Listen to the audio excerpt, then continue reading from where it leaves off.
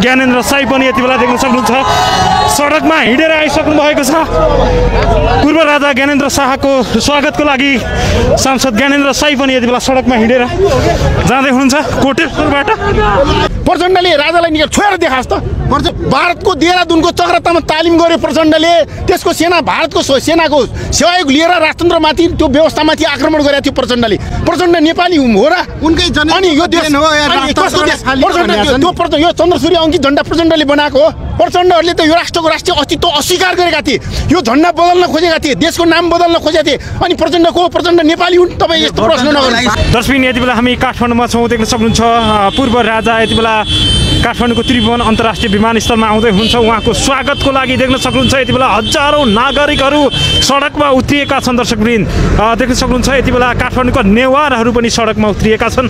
हामीले दृश्यमा देखाइरहेका छौँ नेपालको झन्डा हातमा छ र बाइक सहित यति बेला पूर्व राजालाई स्वागतको लागि यति बेला माहौल निकै तातेको छ। अपेक्षित रूपमा जनताले सेनाप्रति भरोसा राखेको त राम्रो कुरा, सकारात्मक पक्षका कुरा हुन्, त्यो आरोप होइन। जो आज सुन्नुहोस् न, प्रचण्डले सेनालाई चलाउँदा के अभिगत भोग्नु पर्यो थाहा छ नि तपाईँलाई? हामीले सेनालाई सरकारमा बसेर सेनामाथि दण्ड वर्षाएको हो र? हामीले त सेनालाई यो राष्ट्र बचाइदिए, राष्ट्र बचाउने तिमीहरू चुरो, राष्ट्रको चुरो।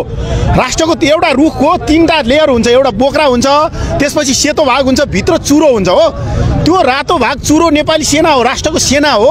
त्यो राष्ट्रको सेनाले राष्ट्र र जनताको पक्षमा लाग्नुपर्छ, ताकि दलाल, देश बेचुवा दलाल, भ्रष्टाचारी जसको विदेशी दलाल जसले यो राष्ट्रको अस्तित्व ख्याल लगाउँछ, जसले यो राष्ट्र बाँच्न दिँदैन, जसले यो राष्ट्रलाई अरूको उपनिवेश कायम गराउन खोज्छ। चाहना चाहिँ सेनाले राजा ल्याइदियोस् भन्ने हो। सेना अवश्य पनि सेनाले जनताको भावनालाई कदर गर्नुपर्छ। म पूर्व सैनिक हो, म त्यही भन्न चाहन्छु। त्यहाँ भिडभाड गरेर राजालाई छेक्न जाँदैन नि त। राजाको दायाँ बायाँ भएको सुरक्षाकर्मीहरू त आफ्नै ढङ्गले राजालाई सुरक्षित उनीहरूको मापदण्ड अनुसार सुरक्षा दिइहाल्छ नि, त्यसमा के रहेर कुरो। जस्तो राजा पर्दैन बाहिर जाने, मठ मन्दिरहरू घुम्ने गरेर आउँदै गर्नुहुन्थ्यो, तपाईँहरूले त्यति बेलामा चाहिँ केही पनि गर्नु भएन। आज यो विशेष चाहिँ किन यो बेला आयो? यो धेरै ढिला हुँदैछ नि त। मठ मन्दिर घुम्ने राजाले पनि छोडिदिया हो नि त। सबै नेपाली जनता हुन्, नेपालीको चाहना के छ, नेपालका नेताहरूले तिनीहरूसँग के सोच छ, कसरी नेपाल राष्ट्रलाई समृद्ध बनाउन सक्छन्, नेपालको सार्वभौमिकता, राष्ट्रिय अखण्डता कसरी सुरक्षित गर्न सक्छन्, त्यसरी सुरक्षित गराउन सकिन्छ, राष्ट्रियताको सुरक्षा कसरी हुन्छ, राष्ट्रको स्वतन्त्रताको रक्षा कसरी हुन्छ, त्यो विषयमा जनताको भावना जोडियोस्। हामीबाट विमति भएको रहेछ भन्ने जुन विदेशीले जुन भड्काइयो, जुन किसिमले प्रचार गरियो, भ्रम छरियो होइन। अनि त्यसपछि राजाले के भन्यो भन्दाखेरि ल जनताको चाहना, राजाको पहिलादेखिको के छ भने तपाईँको परम्परा के छ हाम्रो नेपालको राज संस्थाको भने सम्मतिको आधारमा चल्ने। राजा लोकसम्मतिको आधारमा चलेर जनताको चाहनालाई कदर गरेर माओवादी पनि मेरै जनता, एमाले पनि मेरै जनता, काङ्ग्रेस पनि मेरै जनता, के वादी, क्षेत्रीयतावादी, राप्रपा सबै मेरै जनता भनेर राजाले सबैलाई सम्मान। राजाको छोरा राजा भइदिनु पर्ने आरोप त्यही छ। किन अनि कसलाई चाहिँ बनाउने त? अन्तर्राष्ट्रिय परम्परा के छ? यो देशको राजाको छोरा राजा हुने त लिगेसी त्यो के एउटा के छ भने राष्ट्र निर्माणको जमाना छ भन्छ नि हैन, जो सक्षम छ, इमानदार छ उसलाई बनाउनु पर्यो भन्ने कुरा उठ्छ नि हैन। राष्ट्रको छोरा राष्ट्रपति बनाउनु पर्यो भन्ने कुरा उठ्छ। यो राष्ट्रको निर्माणको सँग जगमा टेक्ने हो। यो राष्ट्र निर्माताको सन्ततिलाई राजा बनाउने परम्परा हो होइन। तपाईँको यो देशमा यो राजनीतिक चपेटामा रहेको मुलुकमा राज संस्था भएन भने हामी मात्र होइन, छिमेकी 2टा मुलुकको पनि 10 वर्षपछि हेर्नुहोस्। संस्था हो त्यो संस्था, त्यही त व्यक्ति हो भनेर हामीले भनेनौँ त्यो। त्यस कारणले संस्था भनेर संस्था कसलाई बनाइयो त भन्दा राष्ट्र निर्माणको जगमा टेक्यो। राजा महेन्द्रले जसरी यो राष्ट्रको जग बसाले, पृथ्वीनारायणले एकीकरण गरेर राष्ट्रको पहिचान दिए, त्यो पृथ्वीनारायण बडमारा धिराज शाहले नै सेनाको चाहिँ स्थापना गरिदिएका हुन्। राजा महेन्द्रले प्रहरीको स्थापना गरिदिएका हुन्, अदालतको स्थापना गरिदिएको हुन् होइन। जनतालाई चाहिँ लाल पूजा हातमा पाउने राजा महेन्द्रले व्यवस्था गरेका हुन् होइन। यी अहिलेका जति पनि एउटा राज्यको संरचना सुन्नु न, एउटा नेपाल राष्ट्र हुनको पछाडि, एउटा राष्ट्र हुनको पछाडि त्यसका सबै संरचना निर्माण गर्ने त राज संस्थाहरू थिए नि त। त्यो राज संस्था नभइदिएको भए यो देश त आज कहाँ पश्चिम बङ्गालको मातहतमा रहेर हामी आज जसरी अहिले गोर्खाल्यान्ड मागेर नेपालको भाषाको अधिकार मागिरहेछन्, आज हामी त्यही हालतमा हुन्थ्यौँ नि त। नेताहरूको प्रतिक्रिया हेर्नुभएको छ खासै तपाईँहरूलाई चाहिँ सिरियसली नलिएको देखिन्छ क्या राजावादीहरूले? होइन, किन उनीहरू त अब बङ्गलादेशमा जस्तो भोलि सेनाले सुरक्षा दिएन भने, प्रहरीले सुरक्षा दिएन भने हेलिकप्टरको पुच्छरमा झुन्डिएर भागिदिन आउँछ। राजनीतिक दल बिना यो राज संस्था आउन सम्भव छ नेपालमा? किन राजनीतिक दल भन्नाले केपी ओली, शेरबहादुर देउवा, प्रचण्ड नै हुन् मात्र हुन् र? त्यहाँ दोस्रो तेस्रो पुस्ताका युवाहरू छैनन्? रवि लामिछाने पनि खुलेर बोलेका छैनन्, बालेन शाहको पनि प्रतिक्रिया केही सुनिँदैन राजावादीलाई लिएर। होइन, अहिले जो प्रतिक्रिया जनाइहाल्नु पनि, रविलाई त मुद्दा छ, उनलाई चाहिँ नि बोल्यो भने फेरि अर्को उ गर्दैछन् उनीहरूले होइन। रवि नबोलेको कारण हुनसक्छ।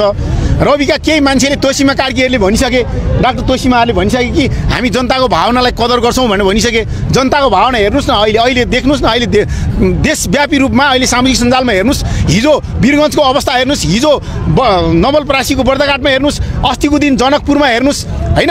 अनि त्यसपछि अस्ति हामीले अहिले ठाउँ ठाउँमा हेर्नुहोस् न, जनताको आवाज के छ, सामाजिक सञ्जाललाई हेर्नुहोस्। अहिलेको यो डिजिटल युगमा हेर्नुहोस्, जनताको अत्याधिक मात्रामा चाहना, बाहिर ननिक्ले पनि जनताले। प्रचण्डको एउटा अभिव्यक्ति के आछ नि, राजालाई चाहिँ हामीले सम्मान रूपमा राख्न बस्न दिइरहेछौँ, यस्तै जुर्मुराउनु थाल्यो भने अब ठेगान लाउनुपर्छ भन्ने आशयको अभिव्यक्ति। प्रचण्डको घरको प्या हो नेपाल। प्रचण्डको बाउले निर्माण गरेको देश नेपाल हो। प्रचण्डलाई भोलि हामी यो देशबाट लखेट्न सक्छौँ।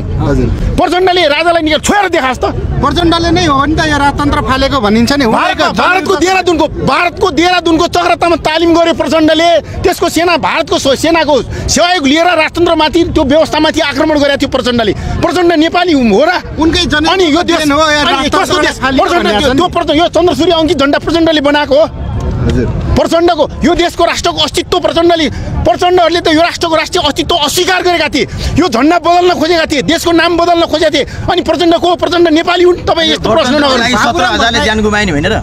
बाबुराम भट्टराईले नि राजालाई जेल कोच्छ। बाबुराम दलाल त उहिले भनिसक्यो नि, नेपाललाई शान्ति क्षेत्र प्रस्ताव लिएर जाँदाखेरि राजा वीरेन्द्रलाई असफल बनाउने।